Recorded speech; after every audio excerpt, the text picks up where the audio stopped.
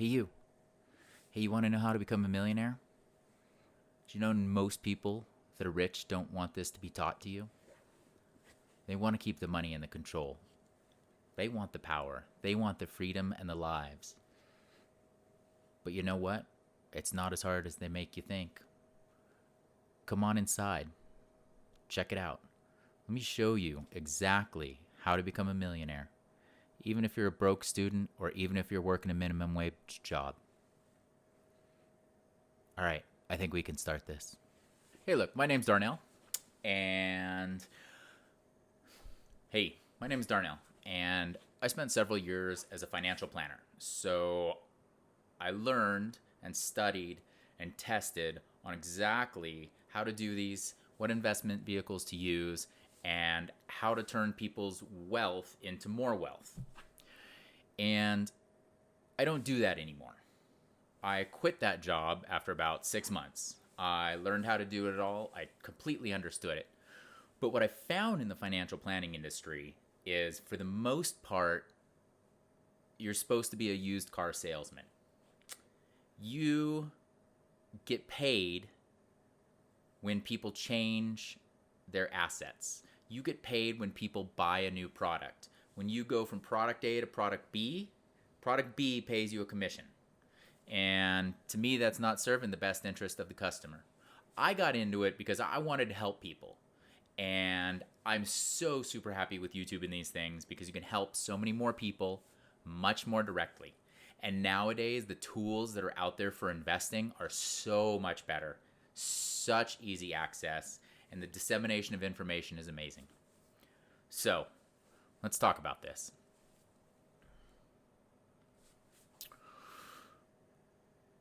My interest started years ago. I never thought I was going to be free. In some of the other stories I talked about, some other people that I met that taught me about real estate. But before that, what really got me interested in it was this guy I met. I was surfing in San Onofre, and I would go down there every weekend or whenever I had time off from my 2 jobs, and I would surf. And there was this guy down there, you know? He had the long, scraggly hair, the big furry beard, and this was like 30 years ago. So we're looking a bit back.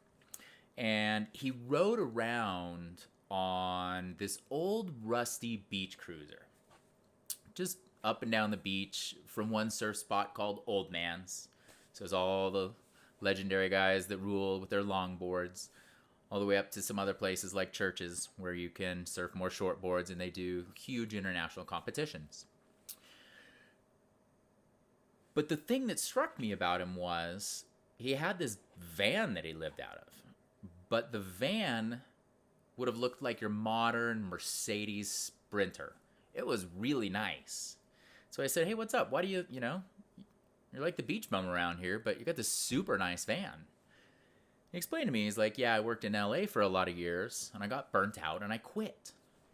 And I had invested the whole time that I was doing these things, and I'm retired. I live off the dividends of my investments.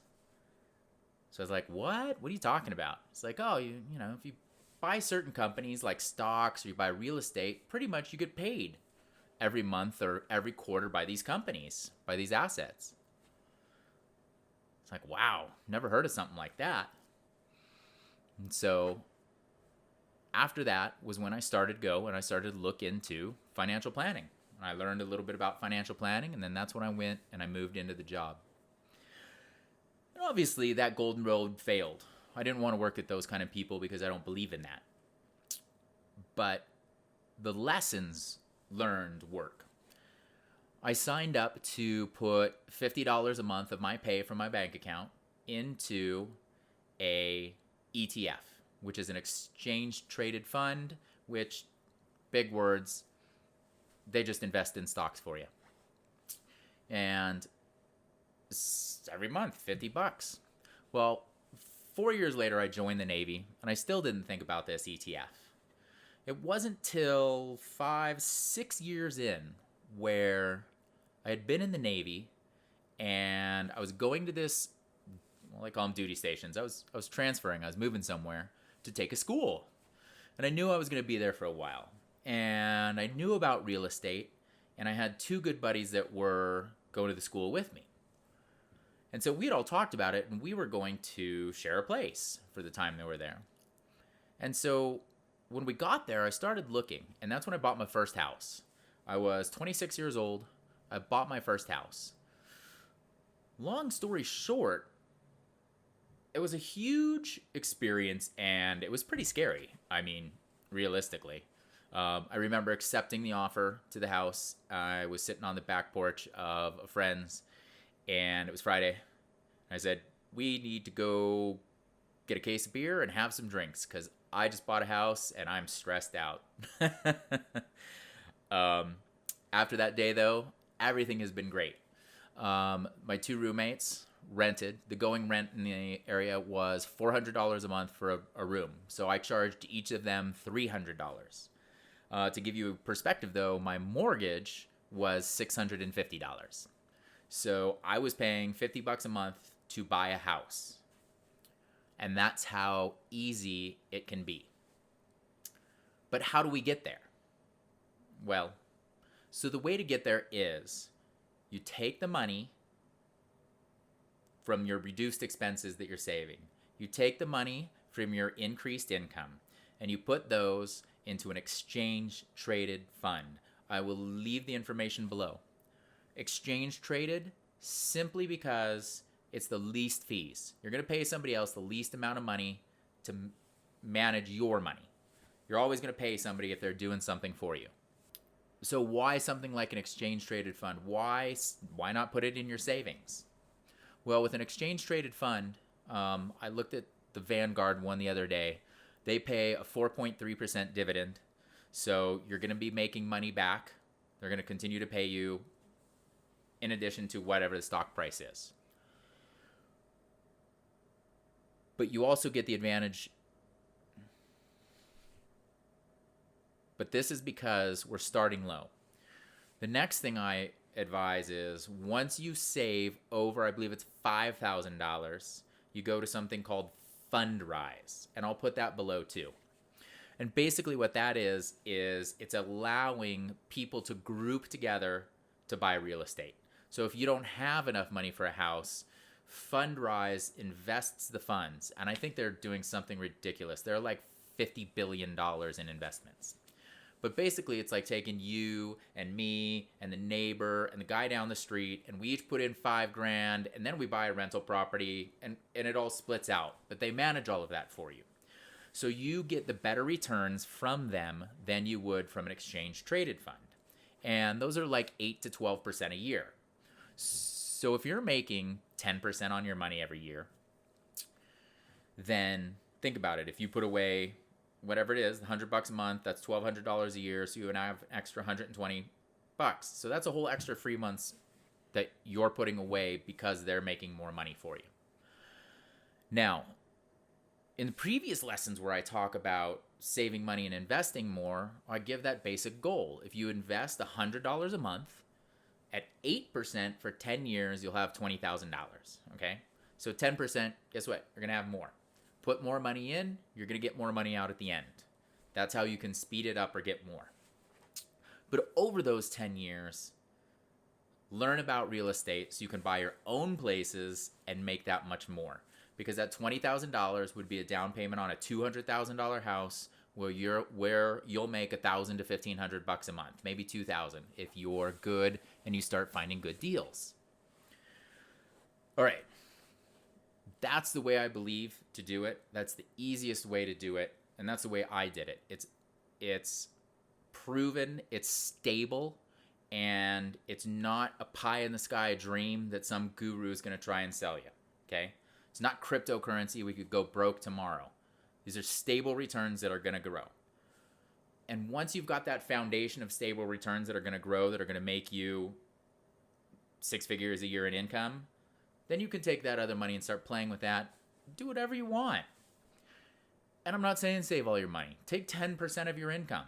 I mean, you've got to be making more than $1,000 a month. So $100, you shouldn't miss that. I mean, I know here in California, like that's not even, you can't even live off of that. You need like $2,000, $3,000 a month to live off of. So saving $100 should be like a drop in the bucket. You can do it. All right. Now, this is talking about how to become a millionaire. And let's just cover 3 things. There's 3 ways to become a millionaire. Either you start a business, you invest in real estate, or you invest in stocks. Stocks you can do, but it's a lot harder. It's a really interesting market. And it's a great way to start your savings. But those other methods, and I'm going to go way counterculture here. I don't believe in the 401ks to the degree. I don't believe in a lot of those things. Until you have assets and you're trying to save on taxes, blah, blah, blah. You'll talk to a CPA about that. So, starting business. I talked about that in the last video. Essentially, when you start affiliate marketing, that's a way to start a business. It's not capital intensive. It's one of the most amazing things we have nowadays. Starting a business is not what it was 30 years ago. You don't have to go buy a building and inventory and all of this stuff. Just simply help somebody else market their business. And you're going to learn about business. And then once you have this real estate income and stuff, if you want to go start your own business and that's your dream, great, do it. That's how massive wealth is made, if that's what you want to do. But all of these things are steps to dreams. Once you're in that point and you're making that money, you can double down on your mortgage payment. Your mortgage payment will be done in no time. Your cars will all be paid off. And then you just have income.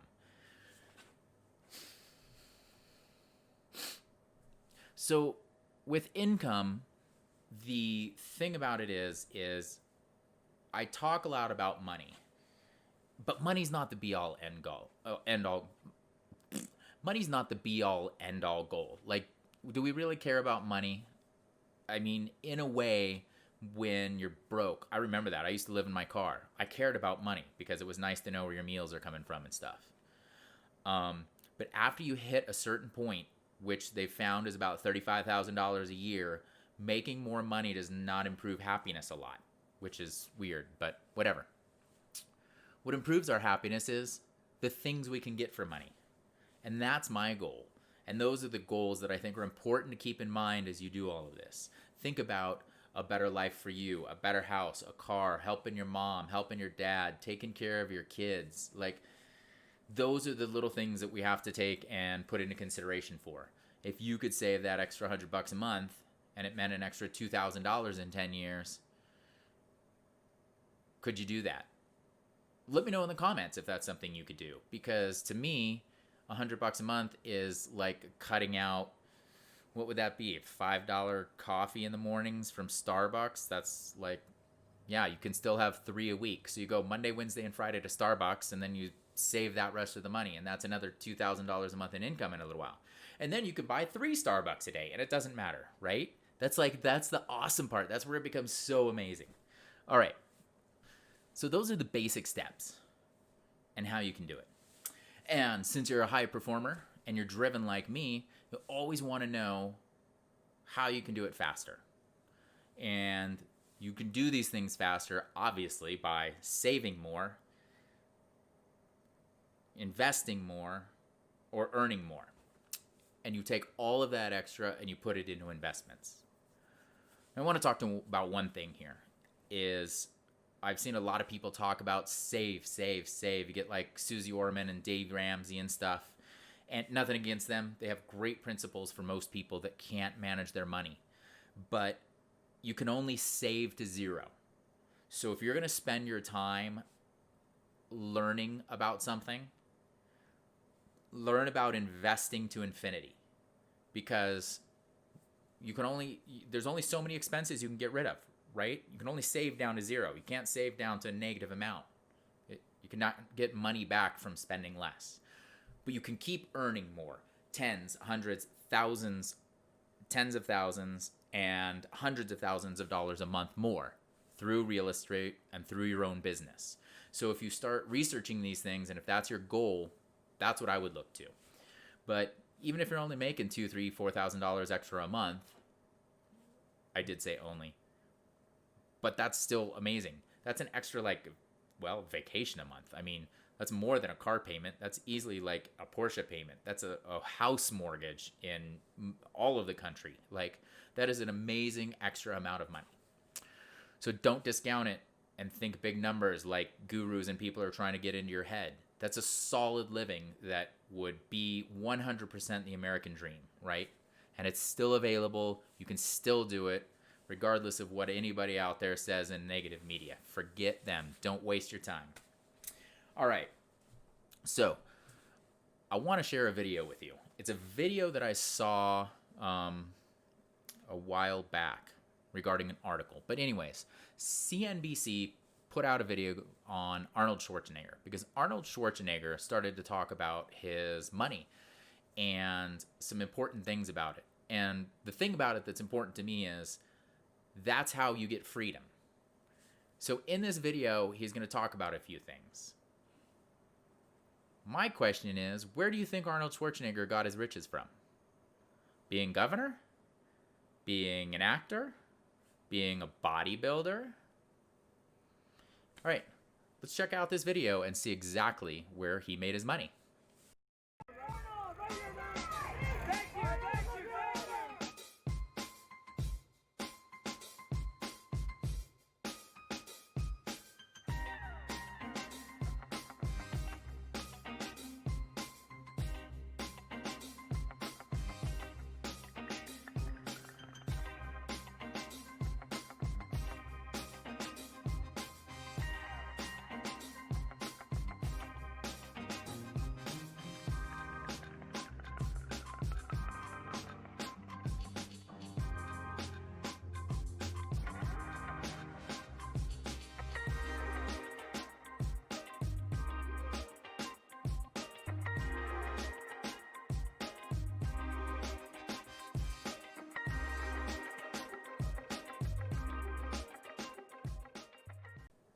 Right? Is that amazing or what? He made it through real estate.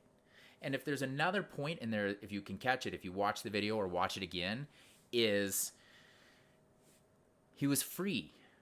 When he went to his auditions, when he went to his job interviews for movies and things like that, it didn't matter. He had confidence. If he didn't get that role, it wasn't going to mean that he couldn't eat. Because he had apartments. He had money coming in. His needs in life were taken care of. His wants of being an actor weren't, but that comes across differently, right? You walk into that interview and go interview with the human resources person or the, what do they call them, casting agent, and you don't need that job, you're going to come across as confident. You're going to come across as a different person. Versus going in there and being like, man, if I don't get this job, if I don't get this role, I might not be able to eat next month. You come across differently. You'll come across as desperate, as needing something, right? Comment below if you think you can save 10%. The links below in the show notes will have a link directly to how you can sign up for a monthly withdrawal from your account. I get nothing from this. This is nada. So go in there and start that journey. And if you haven't already, or if you have started that journey, then great job. Keep going, right? But go take that action. So anyways, give me a thumbs up if you learned something and this is useful content. I love this stuff. It's absolutely changed my life. It's changed hundreds of my friends' lives. And I know that it'll change your life if you just continue on through this. Right. So thank you so much. I truly appreciate your time. If you found this useful, please give a thumbs up. If you didn't, that's all right. Give the thumbs down. I get it. It'll allow me to consistently improve on the information I'm providing you and the style I'm giving it to you. Love you. God bless. There'll be some more movies up here. And then down here will be the subscriptions and notifications. So I totally appreciate if you give me those. Thank you very much. Have a great day. Start investing now, please. Darnell out.